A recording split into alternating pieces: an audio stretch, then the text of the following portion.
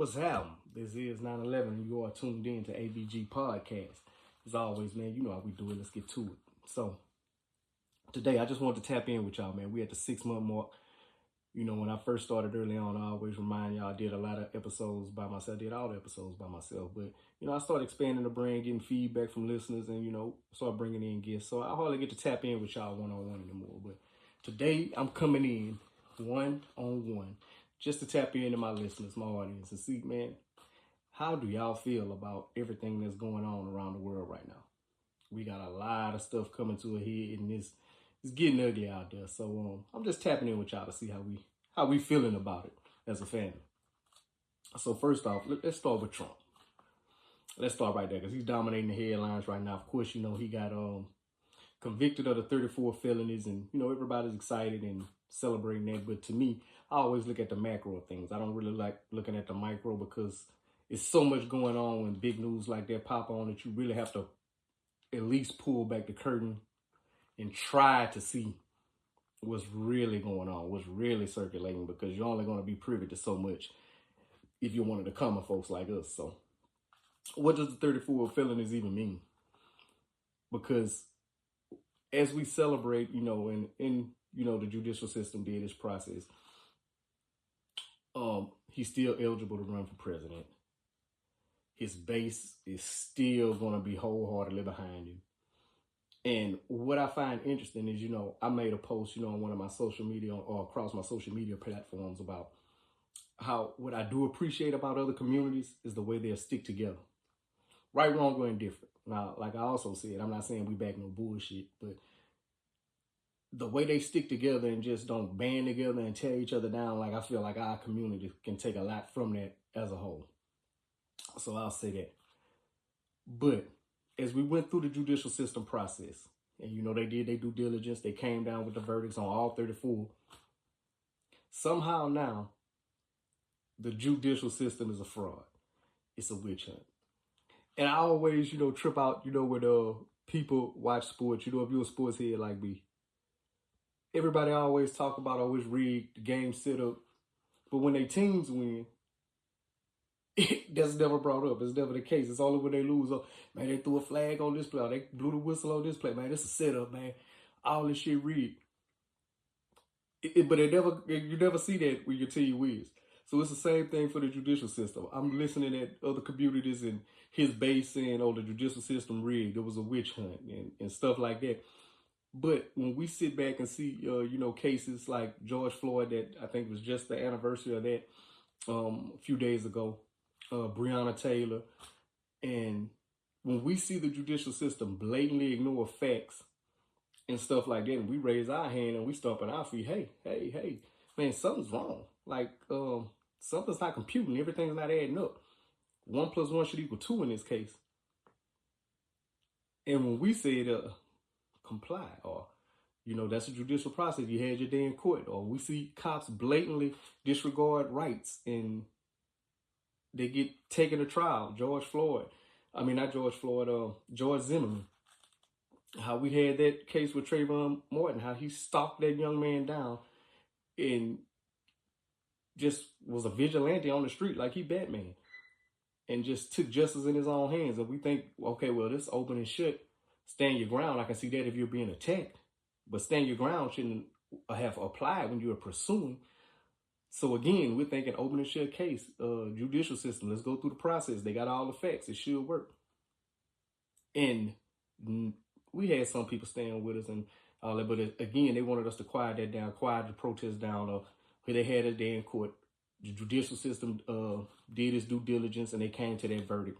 And this man writing books and still taunting that family to this day, and going on like a tour, wearing that wrongful kill like a badge of honor. And we accepted to eat that. We expected to eat that and just swallow that when we see what's being done right in our face. But on the flip side, when the judicial system works against them, now it's a witch hunt. Now it's a fraud. But you've had a jury of your peers selected. It was a couple of attorneys, about maybe 3 attorneys. You had people of all walks of life that heard the case evidence, no matter what the evidence was, we weren't privy to all of it, but it seemed to be a layup. But now it's a witch hunt, and now it's a fraud. Now, do I think he has become targeted? Of course, because he's done some things that even his base doesn't agree with, but they're only going to go to a certain extent of what they want to see him punished with.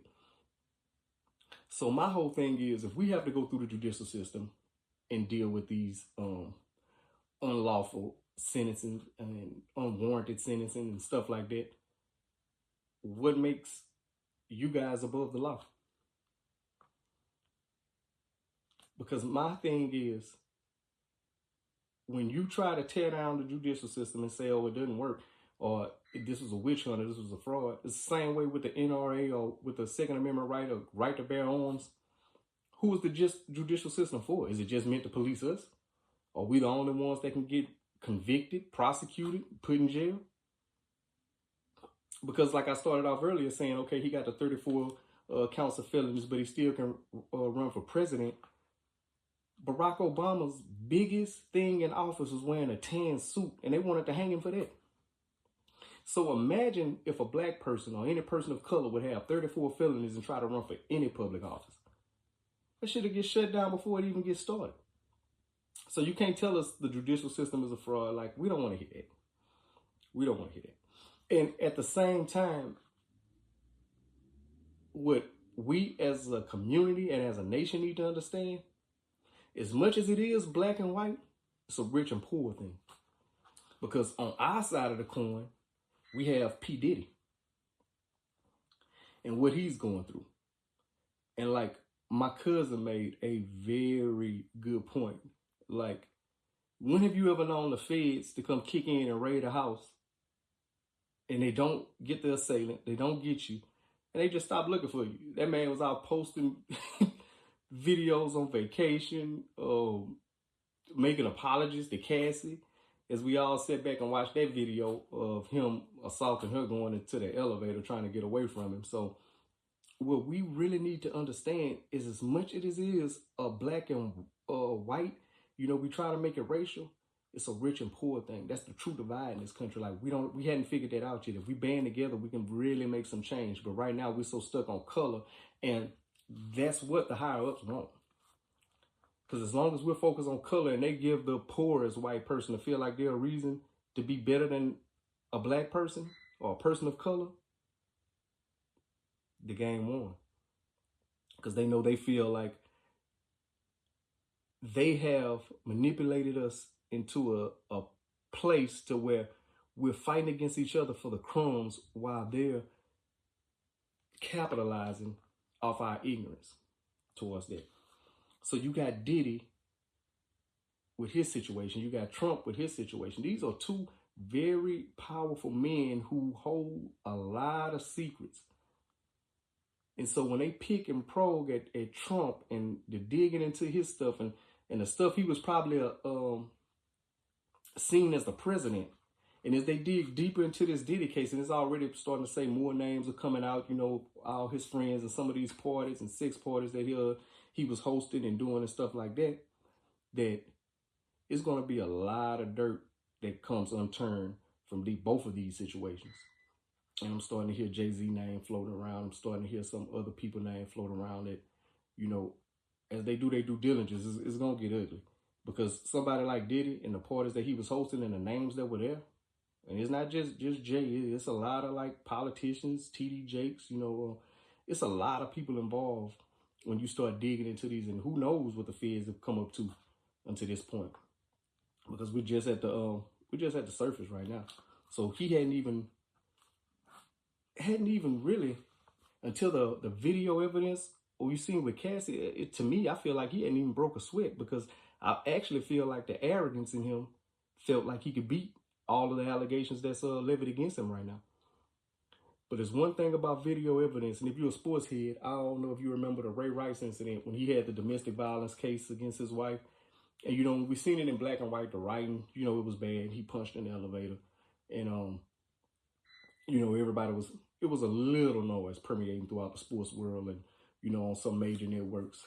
But the moment video hit and they seen a professional athlete drop a young lady, the whole story changed. And it pretty much, excuse me, even after he came out and apologized and she stood by his side. And, you know, it was like, hey, we got into a real bad argument. You know, I played my part in it too, but it got out of hand, and you know, you seen what happened, and she stood by his side, but that still ended that man's career. Because once you see video of something, it just takes on a different connotation. And I think the same thing with the Diddy stuff. He was so arrogant and saying like, hey man, I didn't even do this, or you know, this is, man, she's out to get the money. But the moment that video starts circulating around the hotel of what he did, you know, kicking her and you know, just, man, it was bad. It was ugly to watch. But at that time,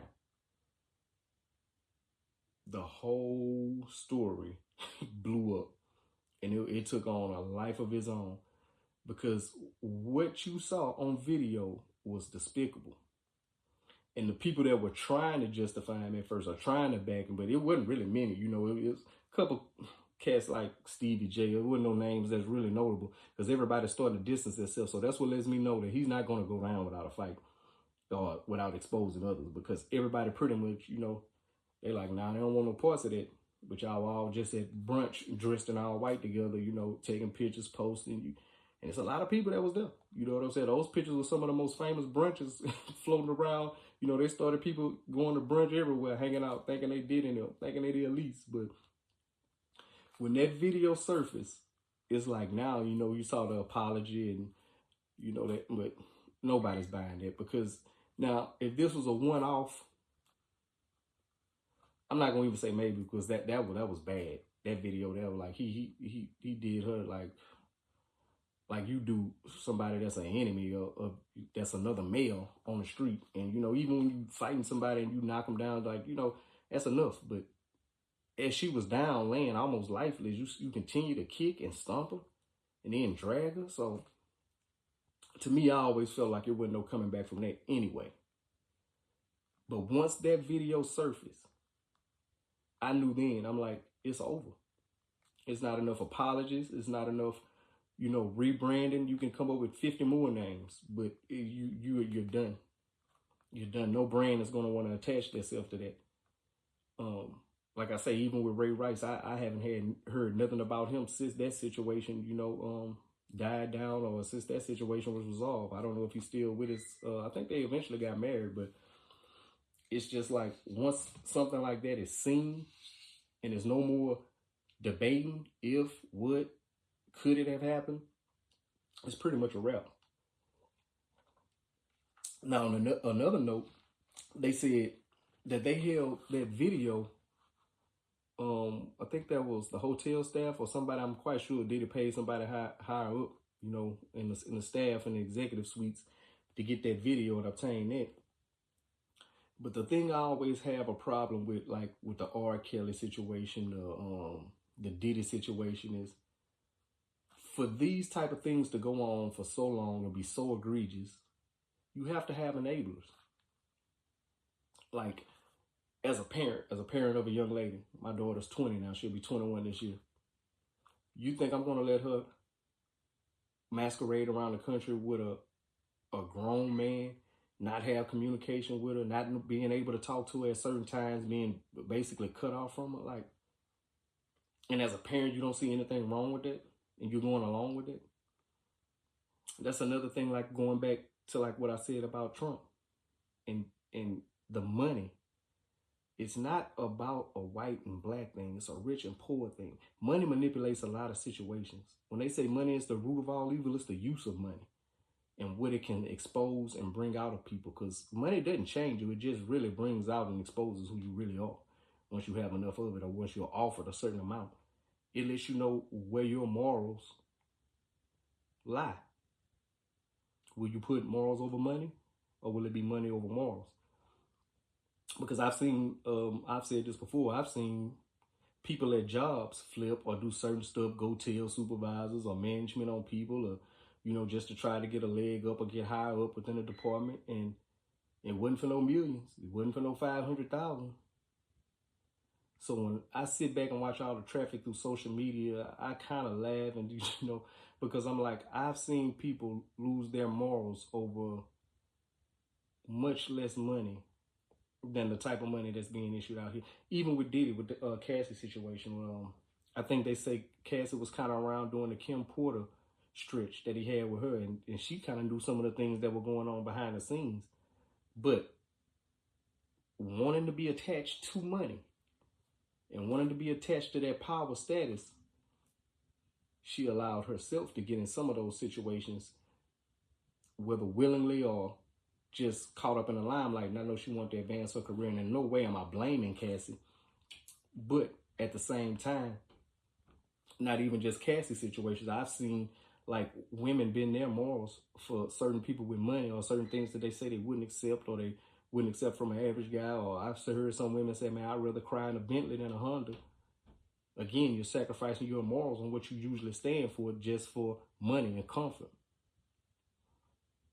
So sometimes, we have to really sit back and really look at the big picture and how money is used to manipulate people with basically powerless. So it's been real wild to see, as 2024 unfolds, about just where people morals lie and what extent would you go to get to the next level. It's a dirty game out there when you start involving and invoking money. But there's certain things that you do in this world that you can't come back from. Certain hurt and certain pain that you inflict on people that you can't take back. And I think that's where we at with a lot of things that's going on in 2024. And it's to the point now where everything is coming to a head. So for the rest of this year, it's gonna be real interesting to see what kind of unfolds and what comes out of all this. Because these aren't your peons that's involved in this. This is a real big fish gaming right now. Because when you talk about Trump and the presidency and the stuff he was, privy to as far as being in the White House, and you talk about Diddy and the type of money he made for these major brands and the stuff he's privy to and the big wigs that he was around, and it's going to get ugly. It's going to get ugly. But enough about that. Let's move on to a little bit of the playoffs, man. So you got the NBA playoffs going on right now. And it's been real interesting to watch too, because right now I think what we're witnessing is a changing of the guards. For so long we've had the household names such as the LeBrons, the Stephs, the KDs, just the brands that everybody's been pulling for over the last decade, or with LeBron 2 decades. But right now, it's a new wave of talent coming through, and these boys are they kicking in the door. When you got people like Ant-Man, you got Jason Tatum, and he's been around for a while, but him and Jaylen Brown, they always been kind of right there, but they kind of never get over the hump. And I'm of the mindset now that Jason Tatum, he's got to do a little more. He's kind of been coasting through the playoffs, and he's been getting a pass the last few years. And I think right now it's gonna be a real make or break with him and the Mavs in the finals, because it's been crazy. And Jalen Brunson, that's another name that exploded on the scene in this year playoffs, for New York. Him and Josh Hart were out there doing that thing, and the other guy that they all went to the same college, UConn, whatever. But Jalen Brunson exploded, and he exposed like a lot of these people that's been jumping on super teams and trying to create basically no lose situations, and they're still getting bounced out. Jalen Brunson and Ant-Man are exposing a lot of these superstars that have been wanting to be compared with, the Jordans of the other era, the Shaqs, the Kobe's, and all that Mamba mentality. He like, man, y'all ain't even built like that. Because say what you want, but for Ant-Man to go up there and take out Kevin Durant, Book, Bradley Beal on a pretty much healthy team, that said a lot to me. That said a lot to me. And, you know, KD, he's one of them ones, he's real sensitive to social media. You know, he likes to respond. He likes to, you know, have his clap. Hey, do your thing. But the problem I have with it, and especially when older players be like, man, it's, you know, you can't critique, you know, if y'all never played in this sport and all. Nah, we see. We're watching. And I made the analogy, a kid can jump in a car with your 12-year-old kid and can see you driving a car. He might have never driven a car, but he can understand, hey, man, you running red lights. So, hey, you almost got us hit. You're not driving right. It's the same thing we see on the court. Like, man, you come up in big situations, you're coming up short. When it's time to have the big games in the playoffs, you 10 points less than what you average in the season. So how can you consider yourself one of them if you continuously fall short?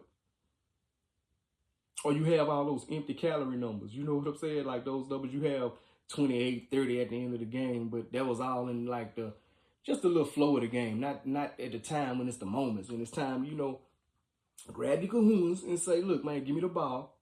I'm going to make a play for us. And that's in any sport. You know, that was some of the criticism or critique I've had on deck in football. The numbers are amazing, but it's the moments. It's the moments that you disappear in or the moments that you don't make the play in. Because, see, when you consider one of them or you one of those dogs on any of this team or these max contract players, those are the times of the season where you got to win despite if one of your teammates hurt, despite if you got sprained finger or twisted, you come up big despite of. And I'm not saying something that you just completely can't play through, but a lot of these guys that want to be considered one of them, it's crazy. And the thing I have with this generation of athletes, man, they so fucking soft. It's like all they want to do, or all they want you to do, or the media to do, is just praise them when they do good. You can't simply critique their game or say you don't like something they did or they came up short. You can't point that out. They don't want you to say nothing about that. All of a sudden, then you can't be so mentally fragile. And to me, if you made it to that level of being an athlete, like, I don't understand how you're that mentally fragile. Like, you got to understand, look yourself in the mirror, like, man, you know what? That was a bullshit performance. Plain and simple. It was a bullshit performance, and that's okay, because you can redeem yourself, you can bounce back. But what we're simply saying is right then in that moment, or if you starting to build a career of those moments falling up short, i.e. James Harden, well, he started it way back in OKC. Like Wesley Snipes, I've said it before, pulling disappearing acts, and you know, young player, fresh out. But sometimes you see traits that are undeniable, and as his career has waned on, it's been the same shit. Same shit. So it's going to come to a point where some of these players going to have to get over the hump or stop putting yourself in those conversations as being one of them. Just say, hey, I'm a good player. I'm an all-star. I'm not a superstar. I'm an all-star. Some of these guys are all-stars, perennial all-stars. They're going to be there every year. Numbers going to look good. They're going to have, be right in the hunt for leading scorers or defense players of the year or whatever. But when it comes down time to those big games, Casper, them guys out of there. But as far as the overall entertainment of the NBA playoffs, I think it's been a good one. I think it's been a hell of a run. And now, with that being said, the finals, I think this is going to be a good matchup. The cream going to rise to the... Because really, we got basically a tag team matchup of two superstars. You got Jaylen Brown, Jason Tatum, going against Kyrie and Luka. Now, I know all the role players are great. The Derek Whites, the P.J. Washingtons and all that. All fine and dandy. But the headliners of this series are who is going to make or break or tilt the wins and losses in either direction. And shout out to Kyrie. And like everybody, I've been seeing, all the traffic around, apologizing to Kyrie. Now, some of that shit was brought on Kyrie by itself. But I will say, I apologize to Kyrie because I was starting to doubt, like, man, do you want to play basketball or what you want to do? You want a freedom fight? But once he explained, like, man, I was a young man. I was going through death in the family. I was still finding myself. Sometimes we got to allow people grace to do that.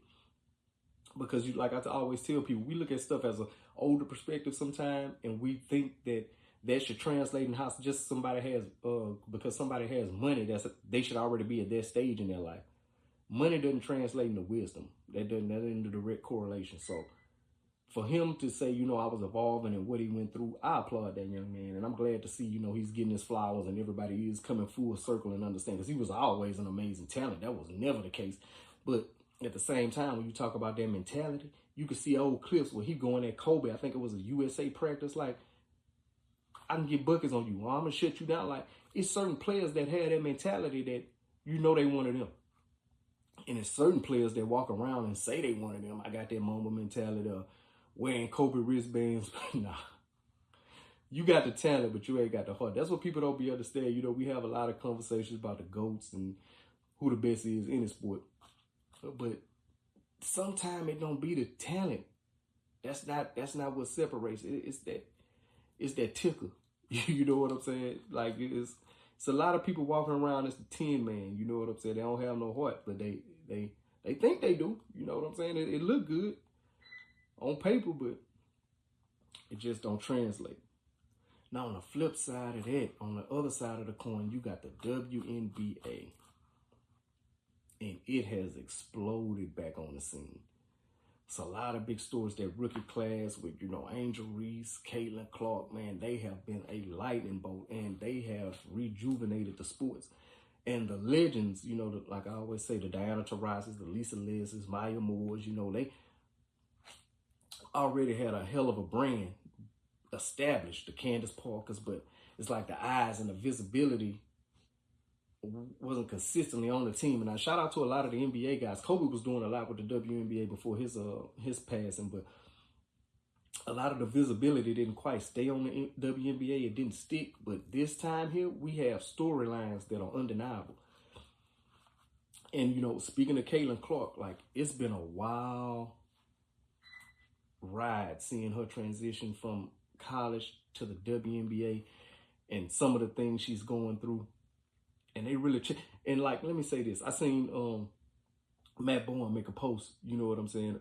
Not defending her. And I seen under the comments, it's like people that just started watching sports yesterday, since Angel Reese and, you know, Caitlin Clark and Cardoso, all those came to the league. Oh, y'all caping for a white woman. Y'all do. Matt Bowen's point was nothing of the sort. What he was saying is that the fouls that she's been getting, the knockdown and some of the stuff that she's been getting, oh, he's simply saying, like, hey, where your teammates at? That ain't how that's supposed to go. Even back in the day, because, like, all the greats go through it. So people acting like on the other side that Caitlin Clark are making it a racial thing. Nah, it's not racial. But all the greats go through this. And I'm going to get back to that racial component of it because it's something I want to touch on with that. I'm not saying it's racial as far as being a competitor on that part. But when it came down to Jordan back in the early 80s, early 90s, the Jordan rules, that wasn't, you know, some stuff set in the place to play with Jordan. The Jordan rules was Jordan getting beat the hell up, nosebleeds and stuff like that. But when he did get knocked out, when he did get hard fouled or anything like that, you seen his teammates running, hey, what's up? Like, nah, y'all ain't finna handle them like that. That's the franchise.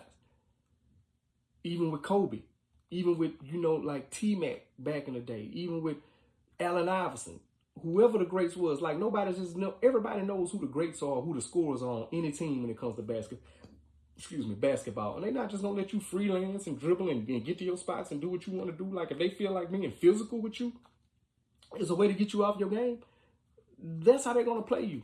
And that's what they did to a lighter version of Jordan before he got in the weight room and, you know, put on some pounds and got his strength up. And he admitted that, like, I had to get stronger because I saw what the league was doing to me. So as far as that, it's not a racial thing when it comes to that. Like, all the greats, like, that's a sign of respect. Like, nah, we ain't gonna just let you come out here and just dance on us and get 30 and set no Ricky records and we be on your, you know, on your stat sheet or on your resume as what you did to us. Like, nah, it don't work like that. Now, on the flip side to that, is it a racial component that she benefit by being a gifted white athlete? Fucking right. Same thing like with Joker, same thing like with Luka. Like, everybody knows, like, that part of the racial part cannot be denied. Like, white America is always looking for the great white hope, the Rocky Balboas, and they're always clamoring for that. You know why? Because it's so rare that somebody comes out of their community that can actually compete with us athletically.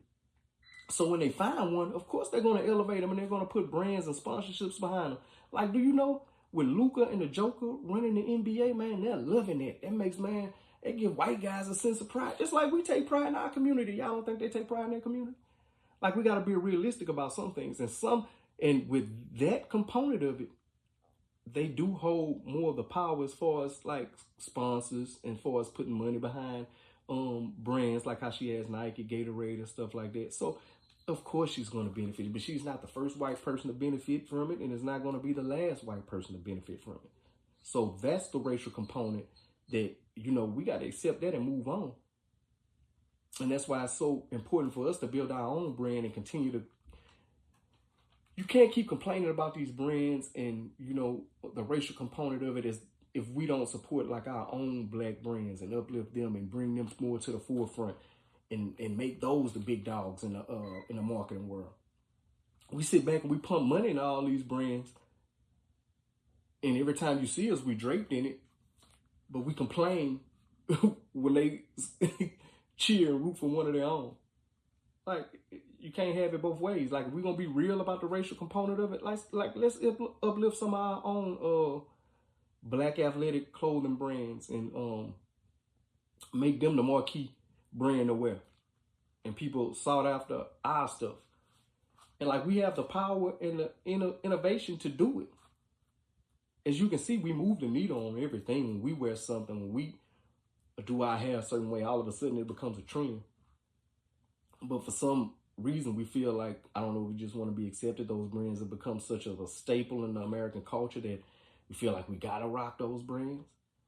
But when you come to the racial component of it, just remember, we play a large part in that. So when you're sitting back, you're making your Caitlin Clark comments and why don't Angel Reese and why she don't get the same coverage? And you can't deny what this young lady is doing. She's putting asses in seats. Like, I hadn't seen this many WNBA games on TV, and I think they said in 5 games this year, they've already sold out more than their 20 games all last year, or more than the whole season all of last year. That's crazy. So it's some numbers and stuff you can't deny. Like, it's some people that's pulverizing, and you just got to admit that. And she's a good talent. Same as with Angel Reese. Same as with Cardosa. She made her debut. Like, these young ladies have they brought eyes to the game. And it's not just Caitlin Clark. It's the whole freshman class. Because Angel Reese is a marketing brand herself. Like, she's everywhere. And so everybody has their chance to get a slice of the pie. So as far as like the racial component of it, it's a major component. But I think the media and social media is playing a bigger part of it than even some of the athletes. Because if you notice, I hadn't heard Caitlin Clark say anything about it. Because do you know what that would do if she got on a post-game press conference and said, yeah, I think I'm targeted. Do you know how they would turn that around and really villainize these young women? And a lot of it would be towards the black women. And you know, we already have that stigma as a culture. We aggressive, we savages, the angry black woman. Like, all these stigmas, like, they already try to label us with. So just think, if she really tried to play victim with what's going on with her, how she could turn this narrative around and really make it ugly. So let's keep that in mind. So I give her props on just that. She take it like a champ. Hey, this is a part of basketball. Like I say, like they did with Jordan, like they did with Kobe, Iverson, everybody. Like, nah, you ain't coming to the rim. I'm not just gonna let you dance on me and get 40 and 50 a night. So I commend her for that, just swallowing it, like eating it up, like, nah, I'm gonna do that. But her teammates, like what Matt Bourne said, is 1,000% correct. Like, you can't be letting her get knocked to the floor and just beat up and like nobody says nothing. Because like he said, that when you play, and I play sports, not to that level, not to no professional level like that, but all through, from little league on up, you ride or die with your team. These are people you go to practice with every day. You're a family. You, after the game, you get snacks with. After the game, you do your banquets. You do all that. You're a family. So how can you accept one of your family members getting just hugged out on the court and you don't do shit on the field, whatever the respective sport is? So Matt Barnes is 1,000% correct with that, man. We got to stop making everything about race. It's almost like the scenario with the boy that cried wolf. After so long, if we make everything about race, it dims the light on the stuff that we really need to shine the light on and really need to bring attention to. And we know we definitely can't do that because we got some real fights out there. And we gotta make sure when we bring up the race card that it's legit. Because we know the underlying factor of everything is mostly race. But like I said early on starting this podcast, it's more so rich and poor than white and black. I always keep that in mind. I always follow the money. Now, another thing in sports right now, man, we got boxing, man. I just seen Deontay Wilder get knocked out again last night. And I said from his fight last time that I really didn't want to see no more Deontay Wilder because he had, I think his career is over in boxing. And you don't want your legacy to start being tarnished by like your last, 4 fights been ended in knockouts. And he's always, to me, been a one-trick pony, big punch. Now, Tyson was a big puncher, but he also had boxing skills, especially early on in his career when he was fighting. You could see the foot speed, the hand speed, the movement, because D'Amato had him right. So, you know, Tyson was he was more than a one-trick pony. He started getting exposed when he started coming to some of the more polished boxers later on in his career. And a lot of things that happened to him mentally too. But Deontay Wilder just never had more than that big right hand, explosive right hand. Now, when he did land it, it was lights out. But guys that's highly trained and highly skilled are not going to let you get one punch off to beat them. That's dead. And so I really wish that Deontay Wilder would hang it up right now, because you're at the point now where you're going to get hurt. People done figured out you can't really take a punch either. Like they're dropping you like bad habits in the gym. So, man, I tilt my hat to you, man. You had a hell of a career. You gave us some amazing highlights, some big knockouts, but man, it's over. It's over, and it's getting sad to watch at this point because you know, I like Deontay Wilder, and he, you know, he got that spirit of a warrior in him, because you can tell he keep, like, when you learn to ride a bike, he keep falling off, getting knocked down, but he keep getting back up. But man, think about your health. Think about, you know, the rest of your life and having a good quality of life. And go ahead and just hang it up. You did what you came to do. You done made your money, you know, from the South. You made a bag, probably more than you ever would have thought you would have made in the sport of boxing. I don't know what your initial aspirations was, but I'm quite sure nobody just, you know, sets out to be a failure. But you did what you had to do. You done made a nice living for yourself, man. Enjoy that money. Like, leave in a state where you can enjoy it and, you know, have a good quality of life at the end, man. I always think about Muhammad Ali and other boxers that when you hear them, they got the slurred speech, and, you know, they, you know, shaking or motor skills are off, man. I don't want to see that for Deontay Wilder. Been very entertaining to watch over the years, and I want to see him leave with some quality of life. And then you got Ryan Garcia. You know, he's had his 4th PED positive test. And I'm like, so where y'all at with that in the Haney fight? Because, you know, after, you know, 4 positive results, I mean, I don't know how you take that, or do they rematch, or people want to see it again? Because it seems like to me, outside looking in, he wasn't worried about the belt, wasn't worried about the win. Obviously, must not have been worried about the PED. He just wanted to beat that man up. He wanted to beat his ass. Because he wasn't really worried about his record or nothing. He said, I just want to get in there and beat him up. Came in there bigger. I don't know if he, you know, tests say he was juicing, but I guess he still, I don't know. But I did see he posted something about, you know, his mom had cancer. So, you know, prayers up for him going through that situation. But I don't know if I want to see another Haney Garcia. I don't know if he even will be in the right state of mind to take that fight moving forward. So, I don't know. Boxing is just one of those sports that's always been very manipulated by the powers that be within boxing, the promoters and stuff like that. It's a wild sport, man. So I don't know what you can do to kind of reel it in, because it's so, I don't know, that's the culture of boxing. You know, it's one of those sports that it's kind of hard to police. Because you got boxers training everywhere, not like you're in one central location or from one country. You got boxers coming in from everywhere, different cultures, different ethnicities. It's the same in every sport, but you're only meeting up to fight once every 4 or 5 months or stuff like that. So it's kind of hard sport to govern. So that's crazy. AI. artificial intelligence. Man, this stuff is getting crazy. Like, I'm gonna just give y'all some quick rundown of some stuff I've been doing. Like Atlas, I watched that movie with J-Lo. Good movie, man. Good movie.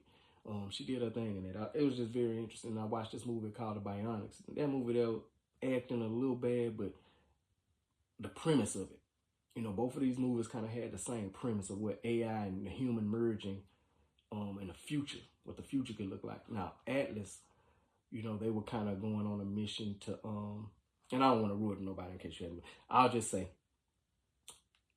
that they were fighting in machines that they would put, like, you remember like the old school Bluetooth thing we used to wear, we kind of go around our ear, they would put one of those on, and what it would do, it would sync their brain into the hard drive of the robotic machine that they were wearing, so they would become one. The machine, artificial intelligence, could talk back to it. It would have a name. The one she was actually fighting in, without giving too much, was named Sam. That was her equipment that she was paired to when she did take it on. But it was very interesting to see the way AI and the human merger and how they're kind of giving us tidbits to say, hey, this is what's coming. Bionics, they would get people that were getting amputated, not to get too much of the movie, but they give them a bionic prosthetic to where they can still compete in whatever respective sport they win, track and field, boxing, swimming, whatever. And again, it'll be the same thing. They kind of put a chip in the back of their head that was synced to the bionic equipment that they would use. So again, it was the marriage between the AI and the human that would make them operate as one. And a lot of this stuff is already going on. So when you see movies and stuff like this, man, it's kind of, it's taking the shock value out of it. And so that's been very interesting to watch some of these movies and see some of these things come to fruition. But I'm real interested, man, like, are we really paying attention to that and how close we are to the future? Because I'm starting to tell people, like, the future is now. Like, a lot of the stuff that we're seeing in movies, like, we're not far off. And a lot of stuff that seemed like, oh, it was, sci-fi way back in the day, is like almost normal day-to-day reality now. So, I got mixed feelings about it, because evolution and, modern medicine and, all that stuff is needed. But at what cost will it cost? Because now you got, like I said in a post, you got 18-wheelers that's being deployed with no drivers. You pretty much go to Walmart, anything now, you got the checkout scan. I went to a restaurant with robotic waiters that they put in the location of your table, and the robotic waiter comes up with a tray, you get your food, and it turns around, goes back to its loading dock. So, as the world advances, a lot of jobs are being stripped away from actual humans as well. So you better have a skill set going into this next decade, 2 decades, that's transferable. Because they're trying to X out a lot of jobs and let AI take over. Even when you call people now, you can basically talk to an automated voice as a help. It's like what would usually be a customer service rep. And they can recognize certain sentences. They'll tell you to say this, even with paying bills, utilities, and stuff like that. So it's just a weird phase we're in, and I don't think we're talking about it enough as humans. We're just accepting what the new technology is, or tripping out. Oh, that's some live shit. Like, we better pay close attention, because they're trying to X us out of a lot of things and go the cheaper route and program computers that can do it better and more efficient. So moving forward, man, just make yourself valuable in the work world, man, the workforce. And lastly, man, I just want to touch on this podcast. So, podcasting has become like the new thing, like music back in the day. As far as, like when everybody started rapping, or, the t-shirt game. Everybody make t-shirts, or cooking. Everybody sell plates. But the thing about podcasting, I've heard like Stephen A. Smith say this, it's not regulated. Like with regular journalism, you do have some confines that you have to operate in. With podcasting, anybody can throw these mics on, jump on a platform, grab your smartphone, take this little device, and just do whatever you want to do, man. Upload your ideologies, your thoughts, what you think about certain stuff. But what we need to be careful of is some of these platforms, man, they're doing nothing. Just like with how rap has been starting to just be used against us. Like some of these platforms are just built off straight self-hate and adding no value. And I can't tell people what to listen to because it's all entertainment. Like, you got a place for it. Some people do it just off the strength of that. Like I say, it's money over morals. So you putting out certain ideas, or you doing certain clickbait things, like especially in our community, like with the dating and the tearing each other down for public consumption. Like, it's real low vibrational energy. Because people are sitting back laughing at us, man, whether y'all know it or not. And as beautiful and amazing as my people can be, the stuff that gets highlighted is the worst of the worst. It's not the ones that's out there, getting degrees at 16, 17-year-olds, making advancements in technology and stuff like that. He took me to the Cheesecake Factory on our first date. It's shit like, ooh, are we splitting the rent 50-50? Like that's the stuff that gets the most traffic. And stuff like that. Again, it's entertaining. I'm not here to tell you what to listen to, but just know, once you put all that type of stuff in the forefront and people start forming their own perceptions of us and they treat us as such, know where it come from. We gave them ammunition. We loaded that clip up for them to take us out with. And you wonder why some segments of the population, they continue to look at us as just niggas. That's how they think of us. And as amazing as we are, that's what we're being regulated to, or some of the people's perception of us. So just all the people that's out there podcasting, man, be mindful of the message that you're putting out and the way you represent yourself in our culture. Because we've let people, culture vultures and stuff just use us for entertainment for a long time. And we got to change the narrative on that. As if you're about that. But it's like I say, it got to be morals over money versus the other way around. But look, man, 6 months in, very entertaining year so far. Very entertaining year, man. It's been crazy to watch. So, man, look, y'all know I always appreciate y'all tapping in with me, listening to my thoughts, getting my thoughts off my head, just my way I view the world and some of the shit that's floating around in this little brain of mine. So, y'all know how we wrap it up, man. Always visualize your goals, man. And after that, accomplish those visualized goals. 9/11. Gone.